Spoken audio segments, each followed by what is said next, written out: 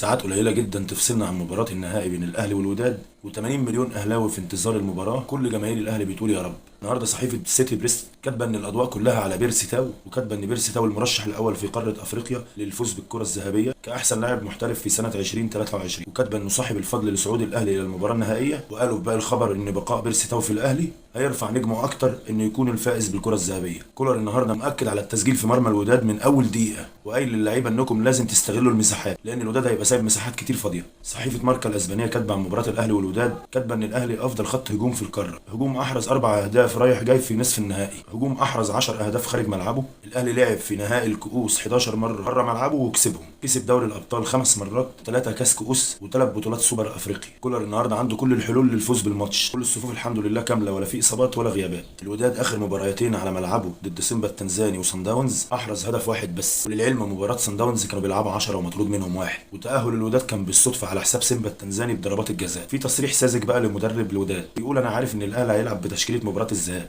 بجد برافو عليك يا اذكى اخواتك والله.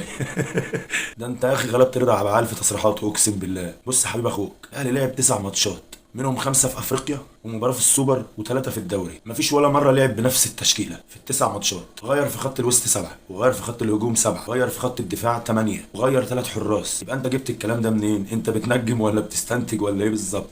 على العموم ان شاء الله باذن الله باذن الله ربنا ينصف النهارده 80 مليون اهلاوي بالكوره اللي احنا متاكدين ان مش هتبقى موجوده في الملعب ولا في فير ولا في عدل في الملعب، بس ان شاء الله ربنا هيكرمنا. وان شاء الله باذن الله اول تلت ساعه يا حسين الشحات يا بيرسي تاو هيسجلوا، وخليكم فاكرين كلامي. وبالليل كلنا ان شاء الله نحتفل بالكاس بامر الله.